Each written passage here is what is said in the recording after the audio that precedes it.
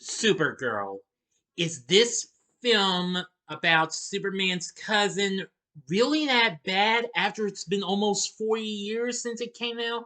Or can I give this Girl of Steel some good old fashioned Big D justice? Find out right now as I review Supergirl. Big D's! Entertainment rankings and reviews.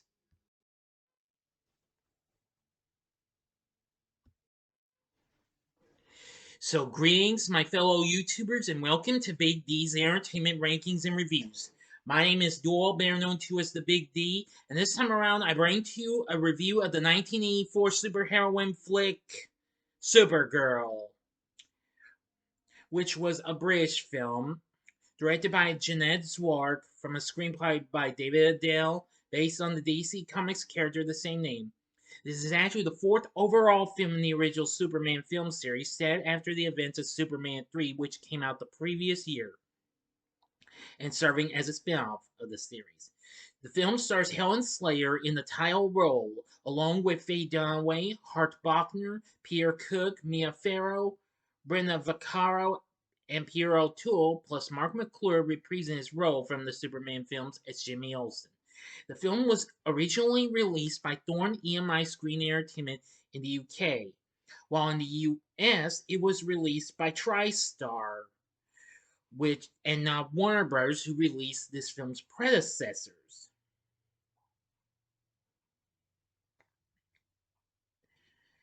Anyway, yes. Now, I know this film gets a lot of hate on, and I completely understand, certainly. So anyway, this film bombed at the box office big time. So anyway, we focus on Kara Zor-El, cousin of Kal-El, alias Superman, and the niece of Jor-El, who lives in Argo City, an isolated Kryptonian community that survived the planet's destruction by being transported into a pocket of transdimensional space, the survival zone.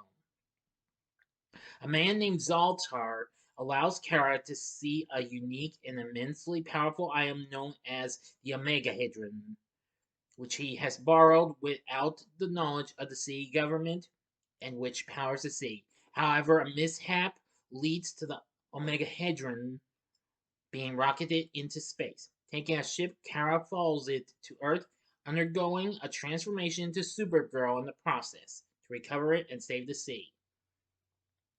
And soon, on Earth, the Omegahedron is recovered by a power-hungry would-be witch named Selena, assisted by the feckless Bianca, seeking to free herself from a relationship with Warlock Nigel. Whilst not knowing exactly what it is, Selena quickly realizes the Omegahedron is powerful and can give her true magic.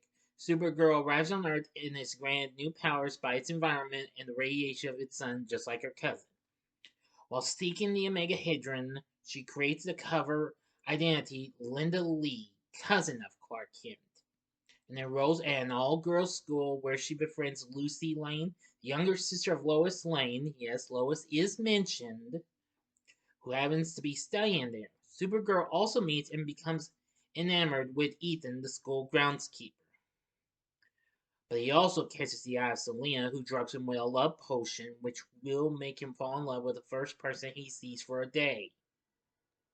And so on. So that's all the story I'm going to give to you. I will not give you the whole story since this film bombed big time. And I rarely would give the whole story for a film that did so bad and what have you. So I'm going to go ahead and tell you what I thought about this film. Now, I've only seen it maybe, I don't know, I think it's been, 3 or 4 times. I know I recall seeing it maybe one time as a kid, and I've seen it on TV one time, and, well, I think it's 3 times, because more recently I saw it with a free preview of HBO Max before last year was over with. Anyway, the film unfortunately bombed at the box office, as it was released in the US in November of 1984. Just almost a half a year since when it came out in the UK in July of this same year. But it failed to impress critics and audiences alike. So, anyway, I don't know what to tell you. Now, Faye Dunaway and Pierre O'Toole earned a Golden Raspberry Award. Nominations for Worst Actress and Worst Actor. However, Helen Slater was nominated for a Saturn Award for Best Actress. The film unfortunately made $14 million at the box office.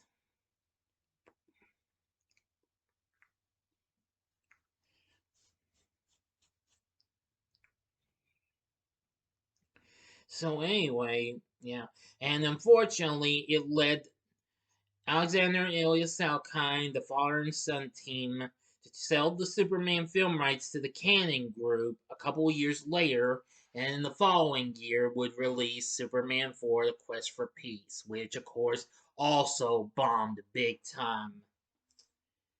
Now it has been released on physical media a few times. Now,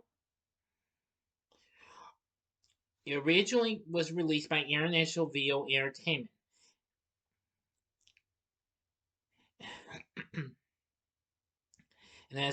and released a 105-minute version of it, while the film's runtime was originally 124 minutes. But anyway, and it had been re-released on home video, Laserdisc, and DVD. And then, by the mid-90s, the rights to the film were acquired by Pueblo Film Licensing, successor in interest to the Salkind Production Company and French production company Studio Canal. And then Anchor Bay Entertainment assumed the video rights, where it was reissued on video cassette in 1994 as the 114-minute cut under their Family Movies label. Now,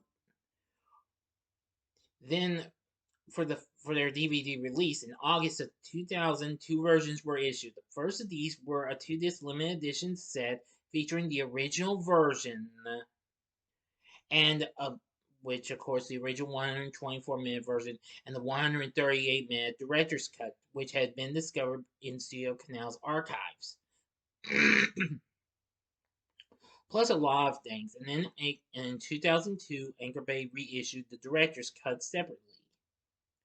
In 2006, Warner Home Video, now of course Warner Home Entertainment, bought the rights to this to coincide with the home video release of Superman Returns, which was recently a modest hit for them. They released a single disc DVD featuring the international cut of the film. And then was reissued by the Warner Archive Collection in 2018 as a 2-disc set with the international cut on Blu-ray and the director's cut on DVD. Which I've never seen the director's cut. I hope if I ever encounter it, I'll look into it. But anyway, there have been numerous takes on this and what have you. So overall, I'm going to say that's all I can tell you for physical me and what have you. But now, the movie itself, I am going to say it's got its moments and what have you, but it's not really one of the best superhero or superheroine flicks there is. Not even like the Superman films, which I will be doing re-reviews of those films later on this year for the big one, the 90th anniversary of Superman. Because this year, was it 90? No, wait a minute. My mistake. 85th anniversary. I've got ahead of myself. It's the 85th anniversary, not 90th. Whoops, my mistake. Yeah, Superman's turning 85 this year, and I'm going to be re-reviewing the films later on this year. However, there was one good thing, though, about it. It did have a good score from one of my favorite composers, the late, great Jerry Goldsmith. Which that was really good. Anyway, the reviews were just, harshly terrible. Rotten Tomatoes says the effects the effects are cheesy, and Supergirl's wide-eyed, cheery heroine simply isn't interesting to watch for an hour and a half. Hey, it's understandable. Some of the effects aren't really that great, unfortunately. But however, I do like Helen Slater's performance as Supergirl. You don't have to take my word for it. Let's see here. Variety referred to the film as intermittently enjoyable spectacle. Described some well-staged effects highlights, notably a violent storm that threatens the school, and the climax which Supergirl and Selena confront each other in the latter's mountaintop castle. But that doesn't mean I'm spoiling the ending for you. No. Now there were a few other positive reviews, but that's all I can tell you, though. So anyway, yeah. Now later, years later, Helen Slater took on the recurring role of Laura, biological mother of Clark Kent, on Smallville later on, and then later followed up by playing Eliza Danvers, the adopted mother of the title character in the recent hit Supergirl series. Yes. So, that was good. Aside from Helen Slater, rest of the cast was kind of mixed and what have you. Faye Dunaway played Selena. She was okay. Not really a great villainess, though. Piero Toole played Zoltar. He was okay. Hart Bachner played the character of Ethan. Mia Farrow played Allura. It wasn't bad. Brenda Vaccaro plays Bianca. She's okay. I'm glad we had Marc McClure back as Jimmy Olsen. He was really good. Let's see. Maureen Teefy played the character of Lucy Lane, who, wait, let me talk. Yeah, she, yes, and Lucy, I better rephrase that. Lucy Lane was played by Maureen Teefy, who had recently played Pink Lady Sharon in Grease 2. And Doris Finsicker in Fame. Yes, I thought she looked familiar, but I just couldn't put my finger on it. Simon Ward plays Zor-El, and playing the character Nigel is British funny man Peter Cook. Of course, his old friend Dudley Moore would play in the Salkinds' next film, Santa Claus the Movie, which also didn't do too well and was also directed by Janet Zwark. While despite having some bad effects and what have you, and campiness and what have you, I could handle the camp and what have you. So it was fun. But overall, I'm not sure I could defend Supergirl completely, just a wee bit because of its main star, a little bit of its campiness and funny stuff, and its great score from Jerry Goldsmith. But that's all I can defend this film for. I can't defend it anymore. Excuse me. So overall, would I recommend Supergirl? Well, I'd say no. But if you are kind of curious about this and you've seen the Supergirl TV series and you didn't know about this movie, I'd say give it a one-time watch. So my verdict is a draw between give it a one-time watch and avoid it. Well, I mean, and or avoid it. Okay. So you be the judge. So what are your thoughts on Supergirl? Let me know in the comments section below. If you like this video, click the like button, subscribe, and be a part of the Big D Nation. Join me next time for my Saturday morning TV log on Rubik the Amazing Cube.